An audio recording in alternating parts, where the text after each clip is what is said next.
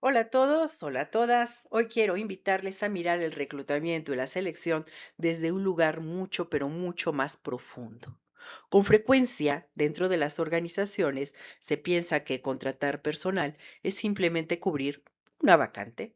Pero en realidad, contratar a alguien es mucho, pero mucho más que eso. Es decidir qué tipo de organización se está construyendo, qué cultura se fortalece, qué valores se incorporan y qué forma de trabajar se está permitiendo crecer.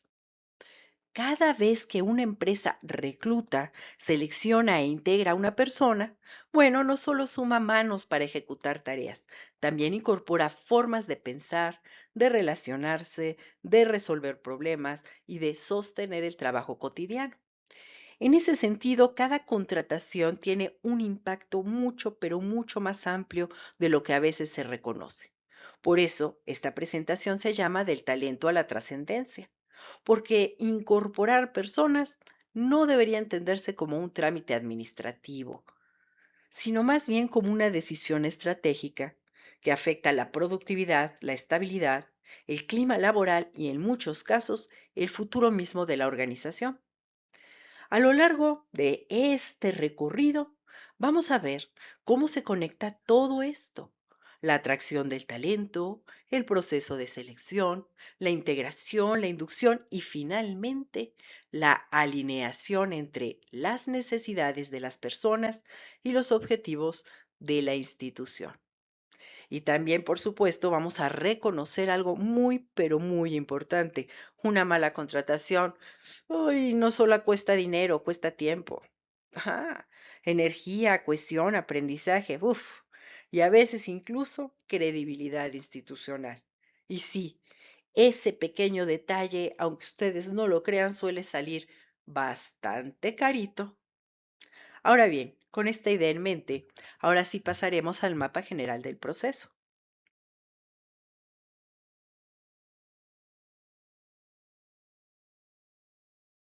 Lo que vemos aquí no son etapas aisladas, lo que vemos es un ciclo. Y esto es importante porque muchas veces las organizaciones tratan el reclutamiento, la selección o la inducción como acciones separadas, cuando en realidad forman parte de una misma lógica: la maduración del talento dentro de la organización. Y bueno, todo comienza con el reclutamiento y la selección. Ahí se atrae y se filtra. Es el primer momento en el que la organización define a quién quiere incorporar y con qué criterios.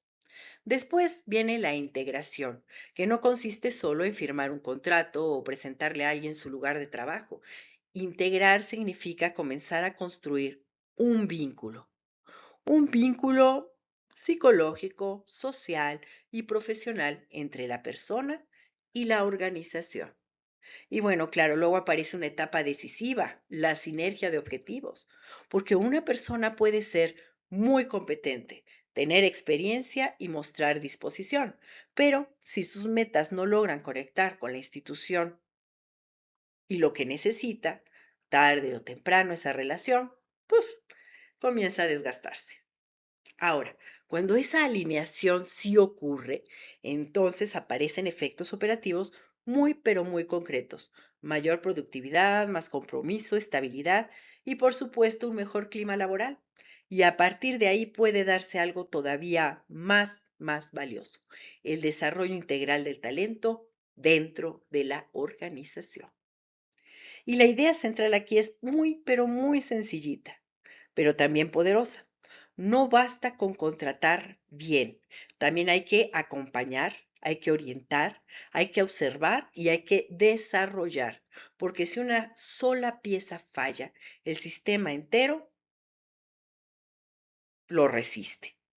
Ahora, con esta visión ya general, entremos al primer momento del ciclo: el reclutamiento. Vamos allá.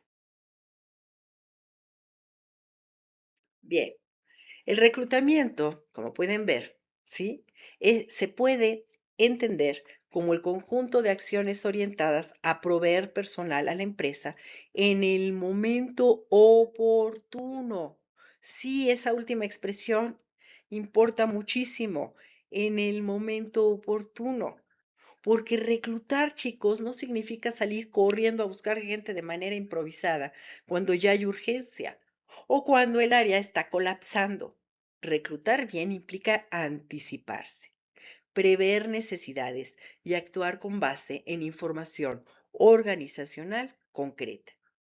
Una empresa madura no espera la crisis para empezar a buscar talento. Recluta a partir del análisis de puestos, de sus cambios estructurales, de su crecimiento, proyectando, ¿sí? Más bien proyectando, mejor dicho, o de necesidades operativas detectadas con tiempo. Y sí, aquí aparecen dos grandes fuentes de reclutamiento. Por un lado están las fuentes internas, que son, por ejemplo, las promociones, transferencias, cartera de personal o mecanismos que permiten aprovechar el talento ya existente dentro de la organización. Y su gran ventaja es que fortalecen la retención, reconocen la experiencia previa y aprovechan a personas que ya conocen la cultura institucional. Por otro lado, están las fuentes externas, como universidades, bolsas de trabajo, asociaciones profesionales o servicios especializados. Su fortaleza está en aportar renovación, nuevas competencias y perspectivas distintas. Entonces, la cuestión no es decidir cuál es mejor de forma absoluta, ¿ok? La verdadera pregunta es, ¿qué necesita la organización en este momento?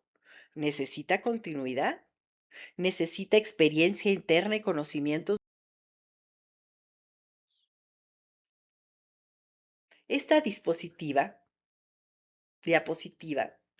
más bien nos recuerda algo fundamental. El reclutamiento no nace del apuro ni de la intuición, más bien nace de un proceso, como ya dije antes, técnico. El primer elemento es el análisis de puesto. Aquí se especifican con claridad las funciones, responsabilidades, habilidades requeridas, nivel de esfuerzo y condiciones del puesto. En otras palabras, aquí se define qué necesita realmente la organización. Después aparece la requisición, que es el documento formal que convierte esa necesidad en una solicitud concreta. La requisición describe el perfil buscado, delimita características, justifica la búsqueda y orienta los medios que se van a utilizar.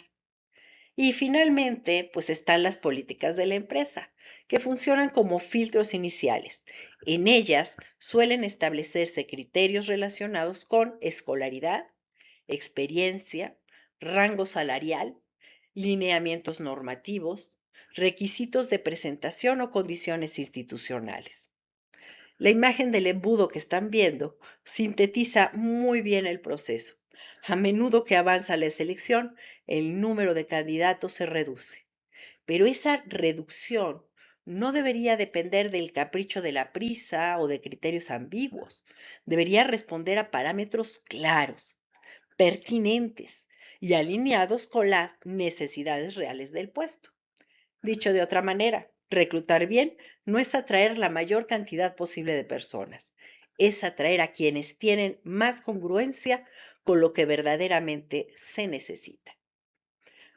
Una vez que ya sabemos a quién buscamos y con qué criterios, entramos entonces al siguiente momento clave, la selección.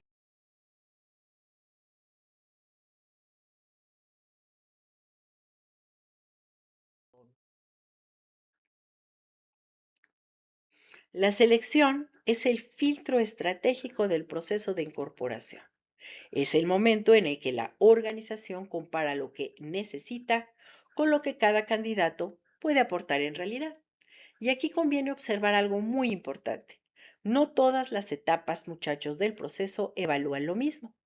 La revisión documental ofrece un primer acercamiento al perfil. La entrevista inicial permite explorar aspectos como comunicación, presencia, claridad de la información y elementos básicos de trayectoria.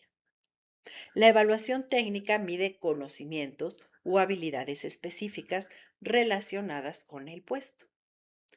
Después aparece la evaluación psicológica, que puede ayudar a explorar variables como inteligencia, estilo de personalidad, ajuste emocional o capacidades relevantes para la función. La encuesta socioeconómica permite conocer ciertos elementos del contexto y verificar referencias. La entrevista profunda integra información y ayuda a valorar competencias desde una visión más global. Y finalmente, el examen médico confirma condiciones físicas necesarias para el desempeño del trabajo. Verán, lo esencial aquí es no confundir cantidad con calidad, ¿ok? Tener más pruebas no significa necesariamente seleccionar mejor. Lo que realmente mejora la selección es que cada técnica tenga una finalidad clara, sea pertinente para el puesto y se utilice con ética y profesionalismo. Porque un proceso mal diseñado, muchachos, puede terminar eligiendo a quien mejor se expresa o mejor responde a una entrevista, pero no necesariamente a quien mejor va a desempeñar el trabajo. Y ahí la organización, con toda elegancia administrativa, se mete sola en problemas perfectamente evitables, porque se pueden evitar. Ahora bien, si queremos seleccionar con criterio real, pues necesitamos ir más allá del currículum y de la buena impresión inicial. Necesitamos aproximar. Y aquí entramos en uno de los aportes más valiosos de la psicología organizacional: convertir la requisición en indicadores observables del comportamiento laboral. El perfil psicológico, empecemos por ahí.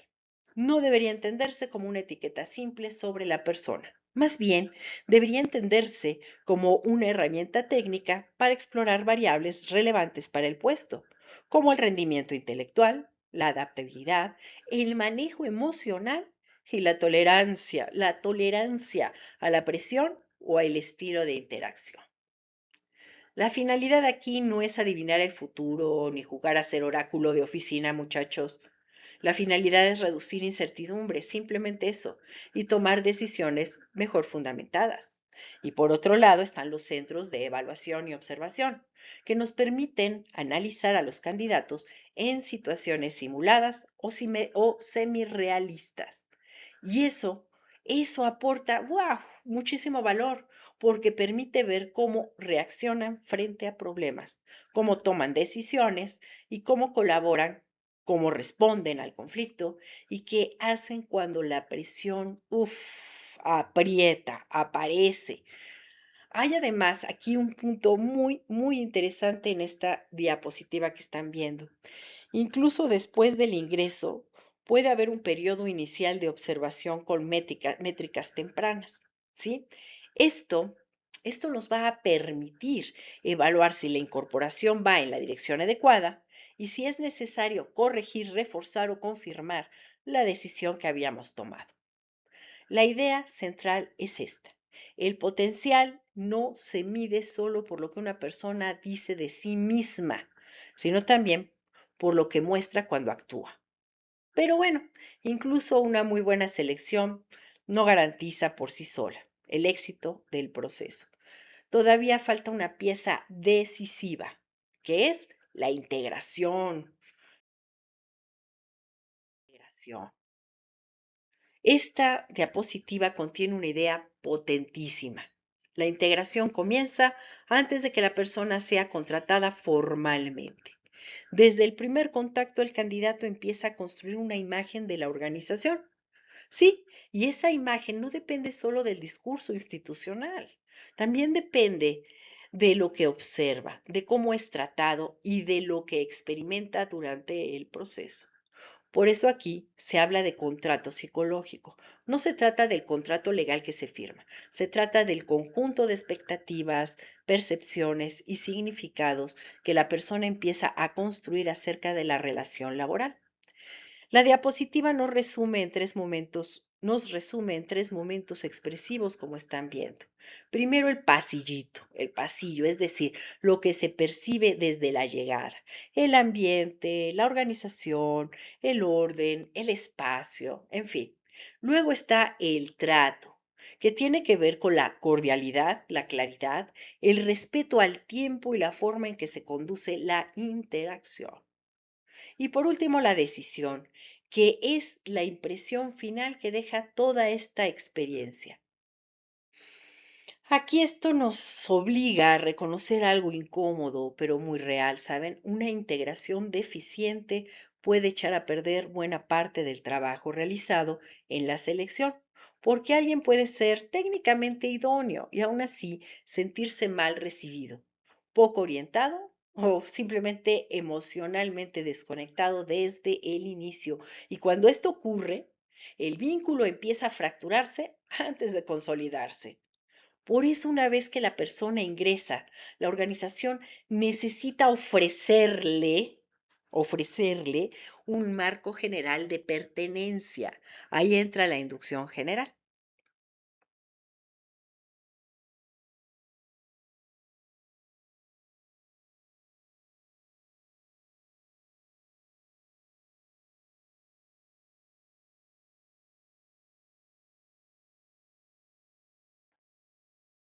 Bueno, la inducción general tiene un propósito muy claro: ayudar a la persona a comprender la organización como sistema.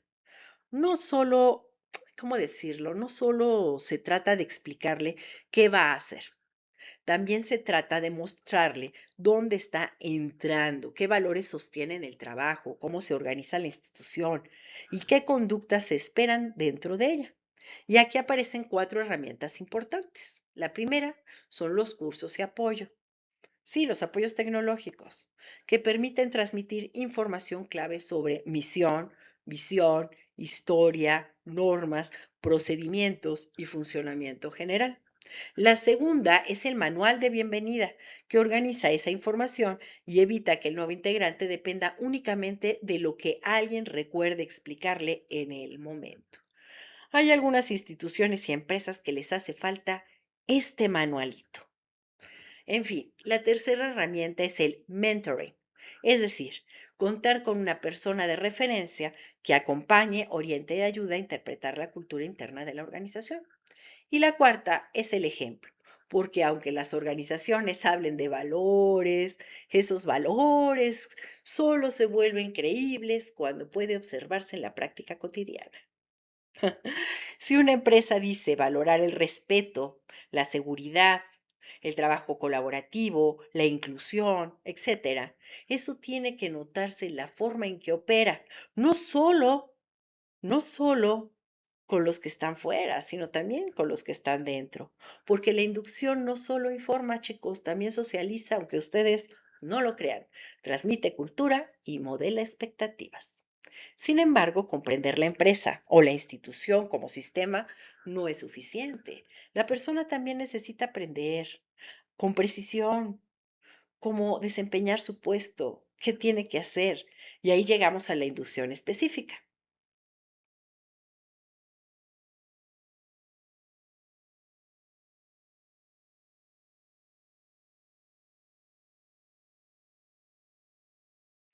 La inducción al puesto es una etapa en la que muchas organizaciones e instituciones fallan más de lo que a ellas les gustaría admitir.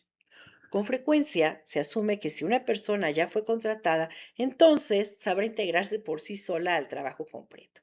Es como decirle en el WhatsApp: bienvenidos, bienvenidas, y háganle como puedan. Pero la realidad es otra. Incluso una persona competente necesita una orientación clara, un acompañamiento inicial y un proceso estructurado de adaptación. Por eso esta fase requiere método.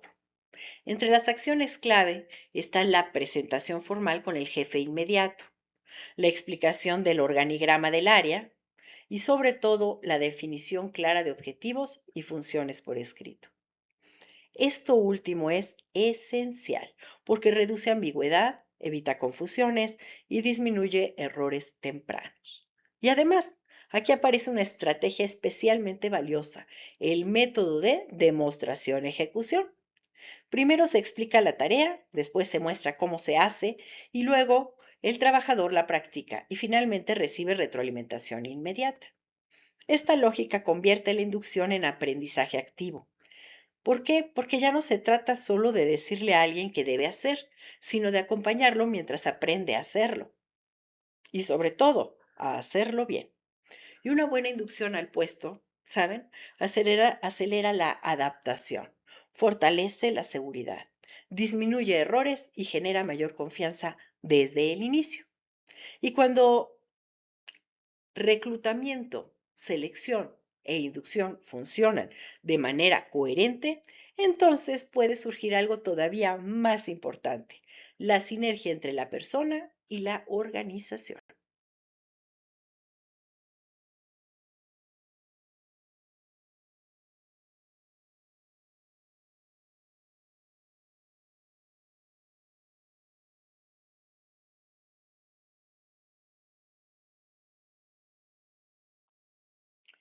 Veamos esta diapositiva, la cual nos resume una de las ideas más profundas de todo el tema.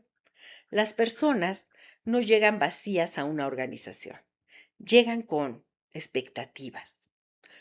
Por supuesto, llegan también con necesidades humanas, aspiraciones profesionales, deseos de estabilidad y búsqueda de sentido. La organización, por su parte, también tiene objetivos, productividad, por ejemplo, calidad, eficiencia, crecimiento, permanencia, competitividad. El punto decisivo no es simplemente que ambos tengan metas. Eso es obvio, ¿sí? Lo verdaderamente importante es si esas metas pueden encontrarse, articularse y sostenerse en el tiempo. La zona de sinergia, entonces, representa precisamente ese punto de encuentro, cuando los objetivos personales y las organizacionales logran por fin alinearse, el compromiso aumenta, la cooperación se vuelve más natural y el trabajo empieza a tener sentido para ambas partes. Por eso, muchachos, no basta con incorporar a alguien técnicamente competente. También es necesario que exista una posibilidad real de realización dentro del proyecto institucional. Y aquí cobra fuerza una idea atribuida a Argyris. La organización existe porque un grupo de personas se reúne para alcanzar metas humanas y esa frase, aunque no lo crean, nos recuerda algo fundamental detrás de todo procedimiento y toda estructura y todo indicador. Siguen estando, antes que nada, las personas. Y bueno, hasta aquí hemos visto que el reclutamiento atrae la selección, filtra la integración, vincula la inducción, orienta y la sinergia de objetivos que dan sentido. Es decir, incorporar personas no es un acto aislado, es una arquitectura completa del desarrollo organizacional. Y bueno, a partir de aquí, la pregunta cambia. Ya no se trata solo de cómo incorporar. Bien, ahora toca responder una pregunta decisiva. ¿Qué gana realmente una organización cuando incorpora bien a una persona? La respuesta no se limita a cubrir una necesidad operativa. Los beneficios son mucho más amplios. El primero es el compromiso y la lealtad. Cuando alguien vive un proceso claro, respetuoso y profesional, empieza a desarrollar una actitud más favorable hacia la organización y fortalece su identificación con ella. El segundo es el máximo rendimiento. Una incorporación bien hecha, bueno, no solo evita errores, también facilita que la persona entienda, pues con rapidez, qué se espera de ella, cómo encaja en el sistema y de qué manera puede aportar valor. El tercer efecto es la eficiencia operativa. Esto significa alcanzar más rápido los estándares de desempeño, trabajar con mayor seguridad y reducir correcciones tempranas.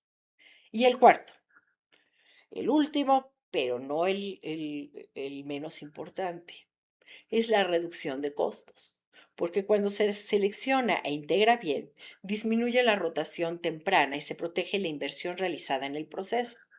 En síntesis, muchachos, una incorporación exitosa no es solamente un acierto humano, también es una decisión rentable. Y esos beneficios no se quedan en el discurso, se reflejan en la operación cotidiana. Es que comencemos con la productividad.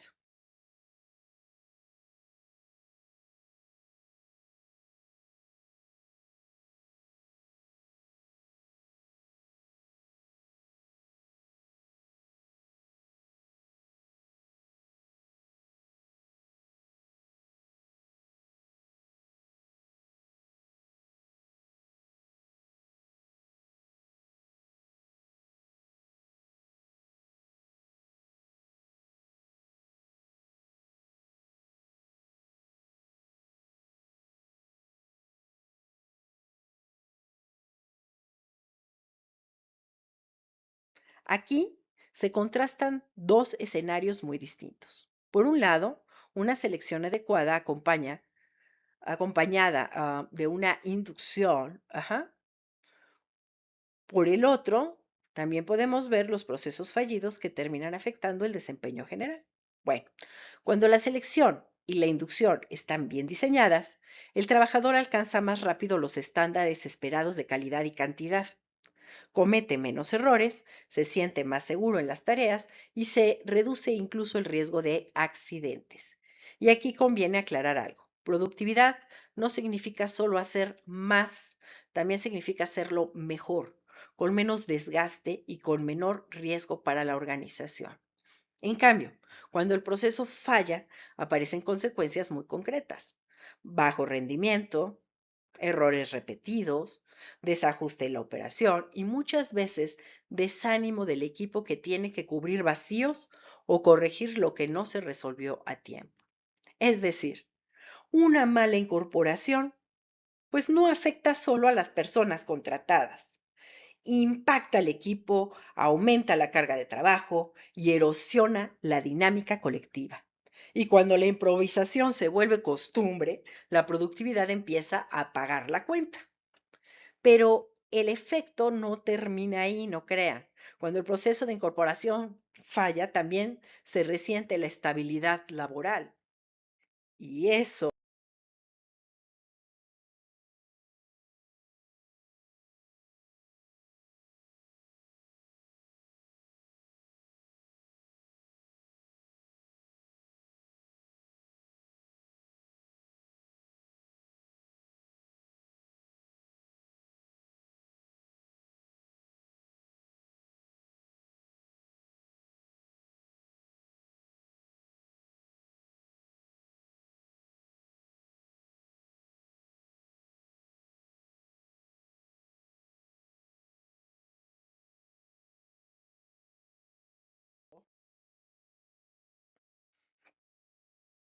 bueno, ¿qué les digo?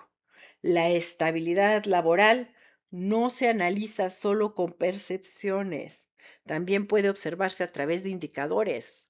Uno de los más útiles es el indicador de rotación de personal o IRP por sus siglas. Más allá de la fórmula, ¿sí? Lo importante aquí es comprender que revela este dato. Muestra qué tan estable o inestable es la permanencia del personal dentro de la organización en un periodo determinado. Y aquí aparece una señal de alerta, ¿sí? De alerta roja muy clara. Una rotación superior al 50% representa un indicador crítico. No estamos hablando de un pequeño ajuste aquí, estamos hablando de una posible evidencia de fallas sistémicas, ¿sí? Una alta rotación puede estar relacionada con reclutamiento deficiente, selección, inadecuada, supervisión, bueno, deficiente, inducción pobre, clima laboral problemático, ausencia de crecimiento, condiciones laborales poco competitivas. Sí, todo eso es un indicador de lo que puede estar pasando. Por eso la rotación, muchachos, no debe leerse como un simple dato administrativo, debe interpretarse como un síntoma organizacional. Cuando demasiadas personas entran y salen en poco tiempo, algo importante está fallando en el sistema. Ajá. Y cuando la inestabilidad se instala tarde o temprano, aparece otro problema. ¿Y saben cuál es? el costo financiero.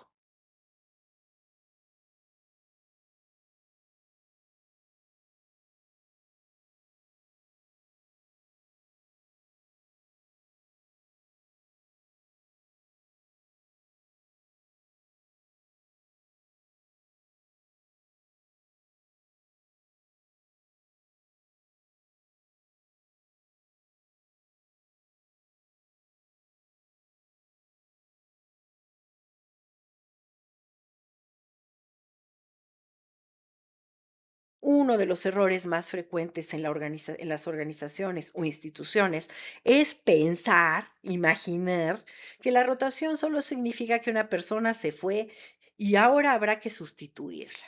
Sí, total, todos son sustituibles. No, la realidad es mucho más compleja. Cada salida activa una cadena de costos. Primero están los costos de separación, que ¿qué incluyen? Incluyen finiquitos, incluyen liquidaciones y trámites administrativos. Después aparecen los costos de reemplazo, como las publicaciones de vacantes, el uso de fuentes de reclutamiento, las entrevistas, las evaluaciones y el tiempo del personal involucrado en el proceso. Es decir, tienen que volver a empezar todo de nuevo. Y entonces finalmente surgen los costos de capacitación. Esos también se incluyen, que abarcan materiales, abarcan acompañamiento, tiempo de aprendizaje e incluso el salario de una persona que todavía no alcanza su nivel óptimo de desempeño.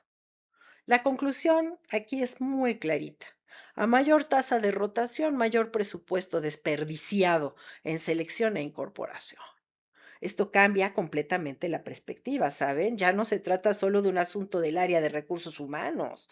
Se trata de una variable económica y estratégica para todas las organizaciones o todas las instituciones.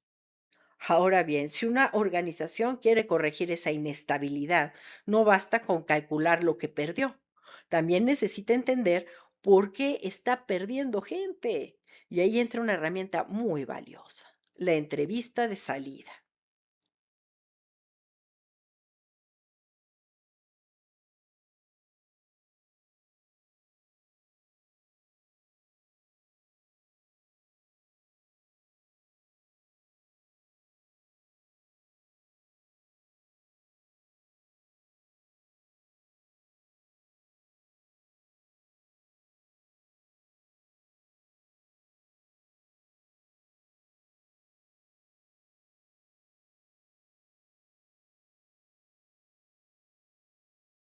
Bueno, la entrevista de salida pues es una herramienta extraordinariamente útil, aunque muchas veces se desaprovecha, aunque no lo crean. Con frecuencia se aplica como un trámite final, casi como un cierre administrativo, pero en realidad debería funcionar como un instrumento diagnóstico de enorme, enorme, enorme valor. Cada renuncia contiene información sobre el funcionamiento interno de la organización. Una persona, bueno, puede irse por salario. Sí, también puede irse por problemas de gestión, por falta de crecimiento, por desgaste emocional o por un ambiente laboral conflictivo. Y cuando esos motivos se escuchan y se analizan de forma sistemática, la organización obtiene información crítica para corregir sus procesos. Las preguntas que suelen explorarse aquí son muy reveladoras. Por ejemplo, ¿el salario está por debajo del mercado? ¿La supervisión resulta excesivamente dura o confusa? ¿Faltan oportunidades de desarrollo? ¿Existen conflictos interpersonales persistentes? En fin, la entrevista de salida nos permite transformar una pérdida de talento en información útil para la mejora organizacional. Y claro, eso solo ocurre si la empresa está dispuesta a escuchar de verdad lo que duele, lo que no quieren escuchar, por qué se fueron, y reconocer los patrones y corregir lo que no está funcionando. Porque aplicar entrevistas de salida para luego ignorarlas o simplemente no hacerlas, bueno, eso ya sería otra forma de fracaso con formato bonito. Ujú. Pero la rotación, bueno, la rotación, muchachos, no queda ahí. No solo afecta indicadores y costos, también modifica algo mucho, mucho más sutil y al mismo tiempo muy poderoso, el clima laboral.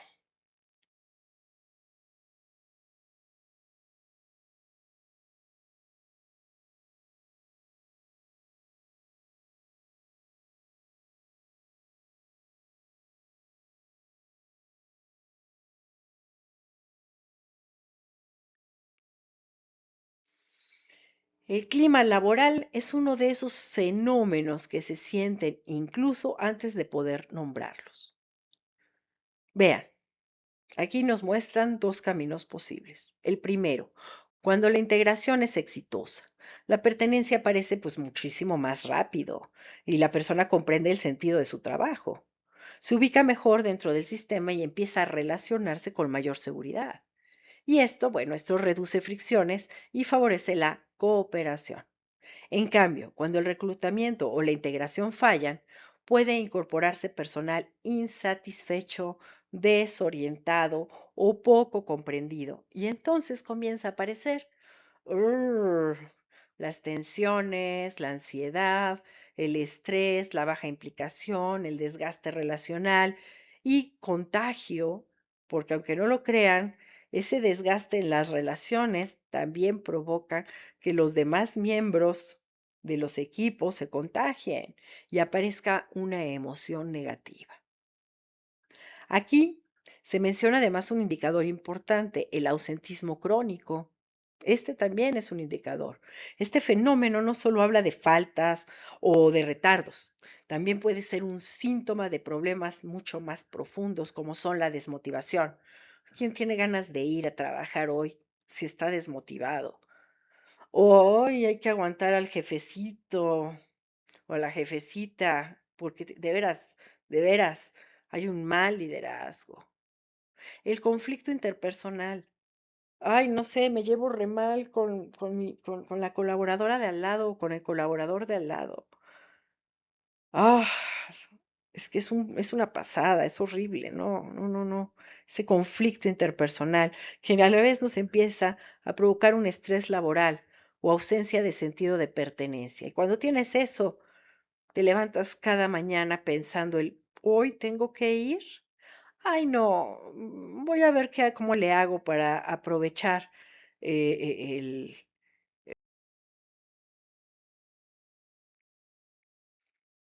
Sí, y aquí nos lleva, esta diapositiva nos lleva al nivel estructural. Aquí, muchachos, aparece una distinción muy elegante. La organización responde a la pregunta ¿cómo se va a hacer? Mientras que la integración responde a cómo se va a hacer. La diferencia aquí es profunda, ¿sí? La estructura organizacional puede diseñarse en organigramas, normas, manuales y procedimientos, pero, esa estructura por sí sola permanece estática, no se mueve, solo llega a cobrar vida cuando las personas la habitan, la interpretan y la convierten en acción. Por eso resulta tan significativa la idea de que ninguna empresa puede ser mejor o peor que las personas que la integran. Esto, claro, no significa restarle importancia al diseño organizacional. Significa más bien reconocer que toda estructura depende del capital humano que la pone en funcionamiento. En otras palabras, la integración del personal no es una pieza secundaria del sistema, es la condición que permite que el sistema se vuelva operativo y real. Si esto es así, entonces el proceso de selección e integración no puede dejarse a la intuición, tiene que evaluarse con rigor.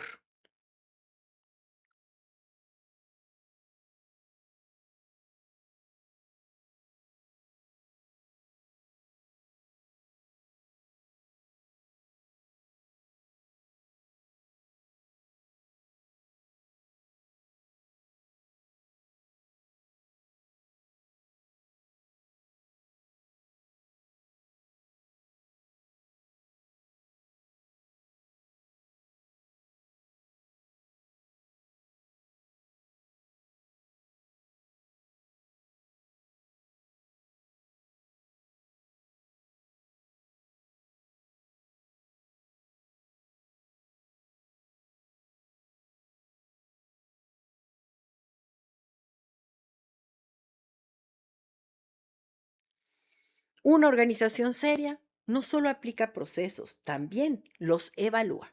Y en esta diapositiva aparecen tres criterios muy útiles para valorar la calidad del proceso de selección. El primero es el costo-beneficio. Aquí no se trata simplemente de gastar menos, sino de analizar si la inversión de recursos, tiempo y esfuerzo produjo una incorporación cuyo desempeño justifique esa inversión.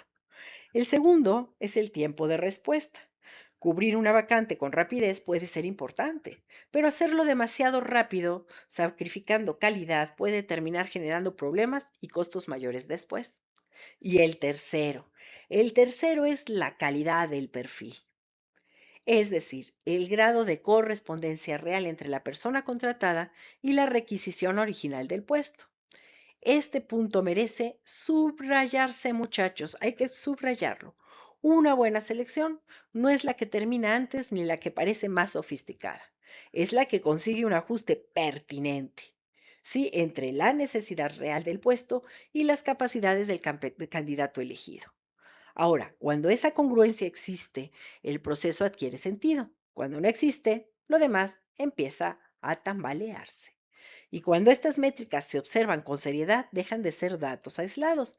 Se convierten entonces en señales sobre la salud general de la organización.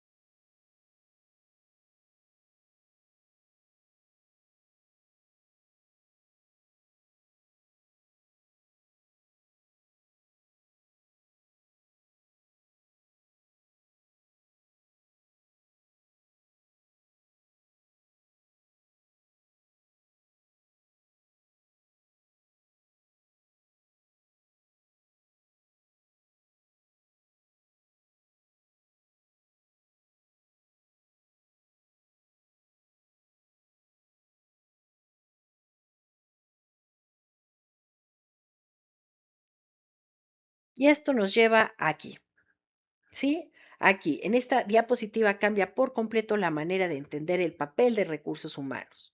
Las métricas de selección, rotación, costo o permanencia no son datos exclusivos del área, son indicadores de la salud organizacional. Cuando los índices muestran rotación elevada, costos crecientes o dificultades persistentes en la incorporación, eso permite un diagnóstico y ese diagnóstico puede señalar la necesidad de revisar liderazgo, estructura, compensaciones, cultura organizacional, supervisión o incluso el diseño de los puestos. Después pueden ver que viene la acción. Los datos, los datos, chicos, no deberían quedarse en reportes o presentaciones bonitas. Deberían conducir a medidas correctivas reales, sistémicas y sostenibles. Y finalmente aparece el resultado, un desarrollo más sano e integral de la empresa. La imagen del termómetro funciona muy bien porque sintetiza una idea simple. Cuando la temperatura organizacional sube en forma de rotación, costos y desgaste, no basta con notar que algo anda mal. Hay que intervenir y hay que intervenir rápido y con criterio. Y aquí suele ocurrir algo interesante. Lo que parece un problema de personal termina revelándose como un problema de dirección, de cultura o de estrategia. Y con esto, bueno, con esto llegamos al cierre. Y ahora toca condensar toda esta lógica de la presentación en una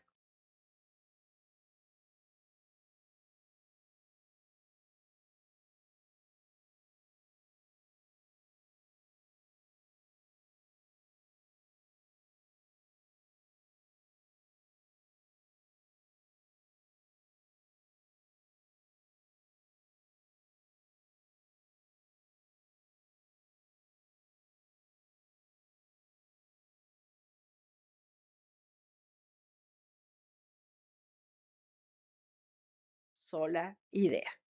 Reclutar y seleccionar profesionalmente no es un gasto administrativo, es la inversión más rentable para sostener la productividad empresarial. ¿Sí? Quiero cerrar con esta idea. Es muy, muy importante.